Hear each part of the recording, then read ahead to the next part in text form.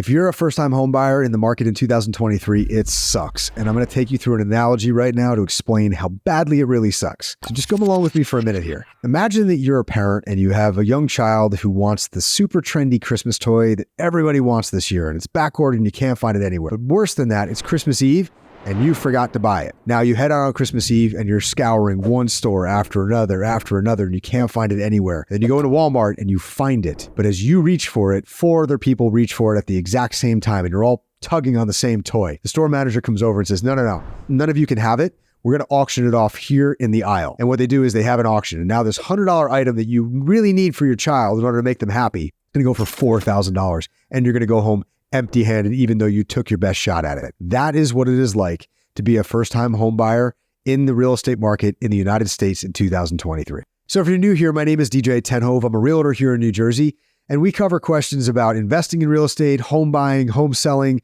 learning more about the state of New Jersey. So if any of that sounds like you, there's definitely a video here that will answer your questions. So let's get into today's topic. So given the current state of the housing market and the decreased inventory, the increased mortgage rates, I wanted to cover what some of your concerns likely are, give you some of my opinions, and help you with some of the hurdles you're facing right now so that if you truly do want to buy your first home this year in 2023, that you can actually do that and accomplish that goal. And this is coming from someone who's been in real estate since 2008. So first, let's address the elephant in the room, which is the market in general. But stick around to the end of the video and I'll give you my secret tactic that we use for a lot of first-time home buyers to get their offers accepted. So let's get into the data, right? You're dealing with a 2023 housing market where 25% less homes will sell this year than the year before. And that's not because people don't want to buy them. It's because there's that many fewer houses available. And if you go back to 2022 compared to 21, it's 25% less then as well. And that goes every year back to the beginning of COVID. So if you compare 2019 to now, you're dealing with less than half the amount of inventory you would have seen in the end of 2019 and 4x the number of buyers in the market right now. So you're being pulled in both different directions, right? There's way more competition for those same houses. And at the same time,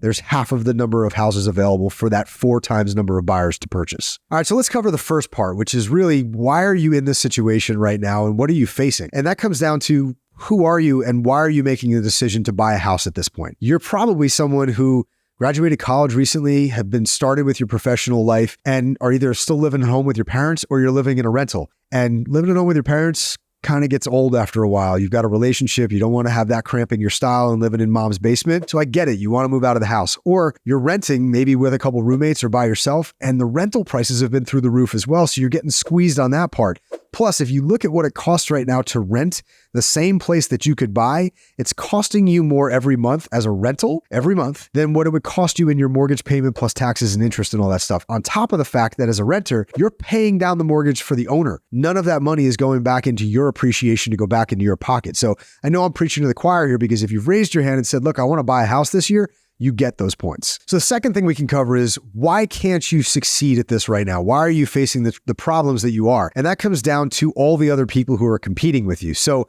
as a young first-time home buyer, most of us before the current situation leaned on the fact that we didn't have a ton of money to put down because you haven't worked for that long to save that money up, or mom and dad weren't going to give it to you. So you had to take advantage of programs like FHA where you had a 3.5% down payment. And in a normal market, you'd be able to go in and compete against other buyers with that because maybe the seller didn't have more than one offer on the property. But right now, as a 3.5% down FHA buyer, you can't compete with the other buyers in the market. Even the other mortgage buyers who are putting down 10 and 20%, they're getting beat by the buyers who have cash. So how is that possible? Where is all the cash coming from?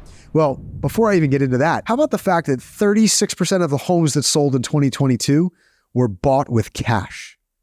That's insane. Now, I don't know about you, but I can't buy a house in cash, and I certainly couldn't have done it when I was buying it as a 24-year-old. So how are people buying first-time homes in cash?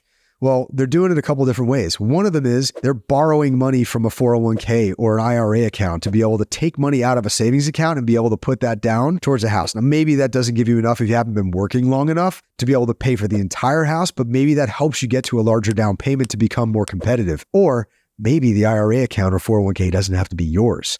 And that's what's happening a lot. We see a ton of people in the 20s and 30 range that are getting money from their parents or relatives to be able to buy these houses in cash. And that cash is coming from mom and dad's 401k or retirement accounts, Or mom and dad's house, wherever it is, New Jersey or another state, has gone up tremendously in value since COVID, right? Because everyone's home has appreciated since then. But they're not selling, but there's all this extra value in their house right now that they can't do anything with. They can use a HELOC or a home equity line of credit to take the money out of that house without having to refinance and go to a higher interest rate. And they can do whatever they want with that money. Some people use it to go on vacations. Bad idea. Some people use it to buy a boat. Bad idea. Some people use it to renovate their house. Good idea. Or buy another investment property. Also a good idea. But what we're seeing this year and last year is a tremendous number of these mom and dads give that cash to their kids to be able to pay for a house in cash and present as a cash buyer. Now, that's not a gift that they're just going to give them forever for most people. What we're seeing is that a lot of those young buyers, after they close on the house, are then taking out a mortgage behind the scenes and paying mom and dad back at the closing table with that lump sum from the bank. And then they're just paying their mortgage every month like the rest of us do.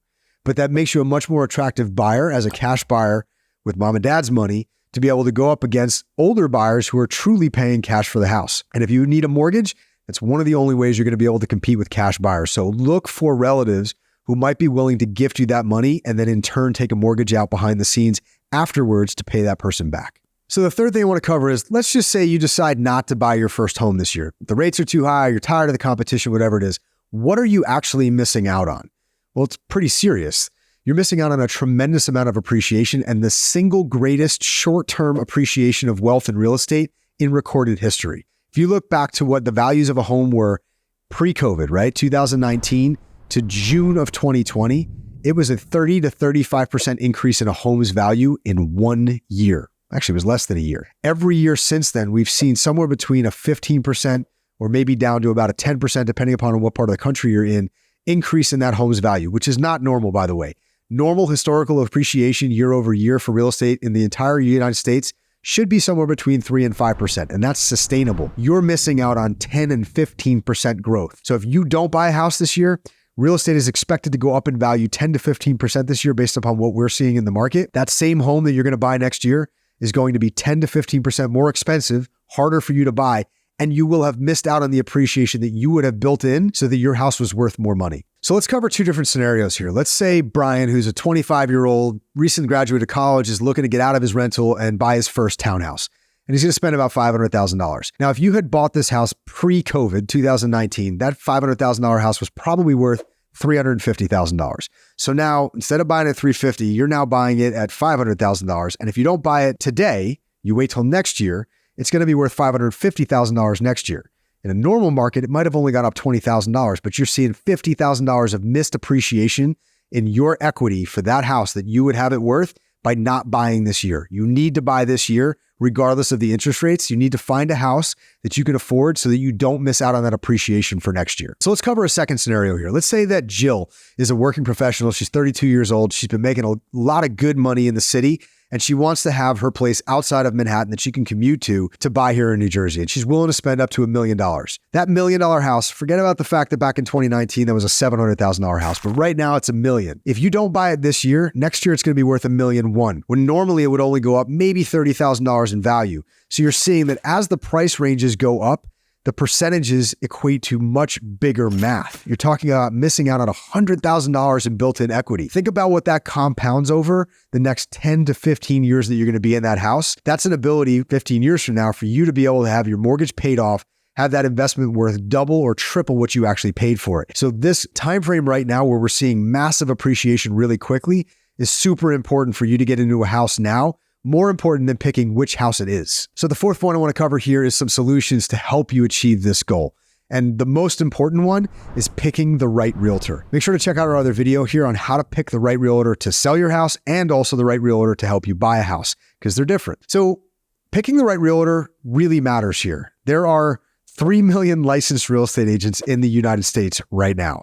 That's a sickening number. It also means you probably have somebody in your family who's a licensed realtor, or somebody who mom and dad might have used, or somebody you know, maybe a friend used.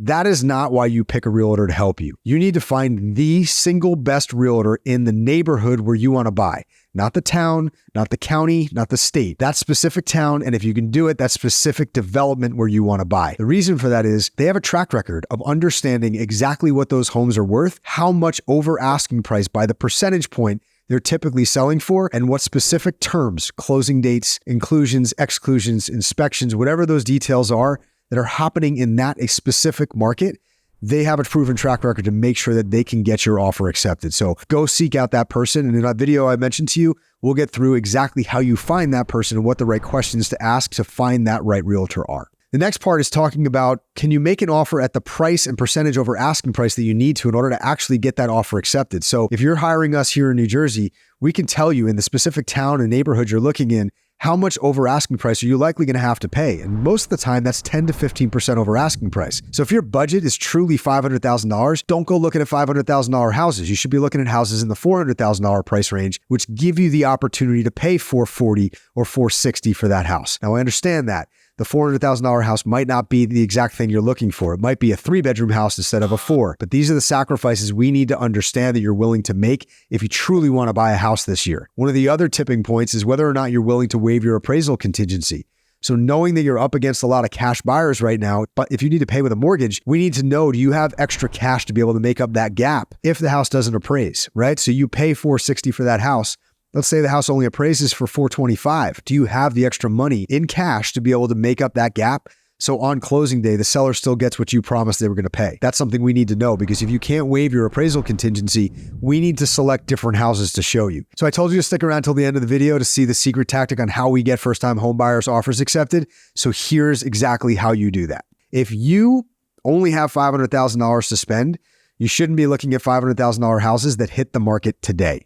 Those houses are not going to sell at $500,000. They're going to sell at $550,000 to $575,000. If you have $500,000 to spend, you should be looking at houses in the $400,000 price range, or you should be looking at houses that have been on the market for more than 21 days. The reason for that is, if the house has been on the market in this market where things are selling in the opening weekend or first week, maybe 2 weeks, and they're still there 21 days in, it means those sellers overshot their market. And those are people that don't have an offer on the table, and before they do their price reduction, might be willing to accept an offer from you that isn't cash, that hasn't waived his appraisal contingency, that has a regular inspection clause. So if you sound like a regular buyer that doesn't have all the cash to work with and you're not willing to waive your inspection contingency, then that's what you should be looking at, are houses that have been on the market a little bit longer, because they might be willing to work with you.